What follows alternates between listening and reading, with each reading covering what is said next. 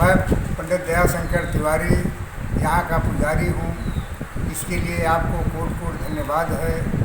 यह बिसरवा जो रावण के पिताजी थे, उनकी ये जन्मस्थली, रावण की भी जन्मस्थली, रावण की, बिसरवा की, कुंभकर्ण की और विभीषण की ये तपोस्थली है। यहीं पैदा हुए। रावण बहुत वीर प्रतापी और विद्वान राजा था।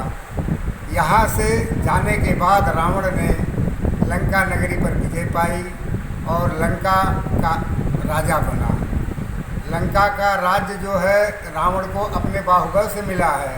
कुछ लोग बतलाते हैं कि शंकर जी ने दिया है, लेकिन जो रामचरितमानस में कहा गया है, बाबा तुलसीदास जी ने कहा है, उसके अनुसार रावण जो था वो अपनी भुजा के बल पर लंका नगरी प्राप्त किया था। हरि प्रेरित जहि कल्प जो जात धानपति होय, सूर प्रतापी अतुल बल दल समेत बस सोए। यह सिद्धांत था लंका नगरी पर राज्य करने वाले के लिए। तो दसमुख कतहु खबर अस पाई, सेन साज गढ़ घेरस जाई। देख विकट भट बड़ी कटकाई, और यक्ष जीव लय चले पर आई। फिर सब नगर दसानन देखा, गयो शोक मन हर्ष विशेखा। सुंदर सहज अगम अनुमानी, तहाँ कीन रावण राजधानी। जथा जोग बाँट तह दीन्हे, सुखी सकल रजनीचर कीन्हे। इस तरह से रावण ने लंका नगरी पर विजय पाई। और रावण का राज्य केवल लंका में ही नहीं था, अरण्य क्षेत्र में था। सुमात्रा, जावा, बोर्नियो, ऑस्ट्रेलिया और मेडागास्कर का भी वो राजा था। वो सामान्य राजा नहीं था। और रक्ष संस्कृति की स्थापना करने वाले को ही राक्षस कहा जाता है। जैसा कि रावण संहिता में भी है कि जब सृष्टि की रचना हुई, जल जीव पैदा हुए, भूख से व्याकुल हुए, तो ब्रह्मा जी के पास गए। तो ब्रह्मा जी ने कहा, जाओ इस जल की रक्षा करो और इस रक्ष की पूजा करो। तो जिसने पूजा किया वो तो यक्ष कहलाए, और जिसने रक्षा किया वो राक्षस कहलाए। उसी रक्ष संस्कृति की स्थापना ही रावण करना चाहता था। रावण को कोई बहुत गलत भले समझे, लेकिन माता जानकी को भी हरने से पहले उसने माता जानकी को प्रणाम किया। तुलसीदास जी ने लिखा है, सुनत बचन दस कंध रिशाना, और मन मह चरण बंद सुख माना।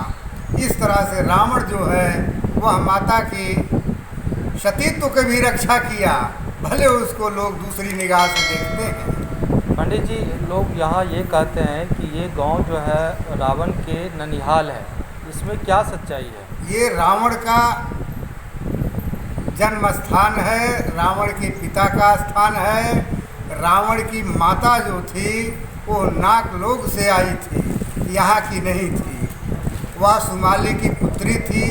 जब विष्णु भगवान ने राक्षसों का संहार किया और राक्षस डर के मारे सब नागलोक चले गए, तब सुमाली जो है वो अपनी लंका नगरी का वो राजा था।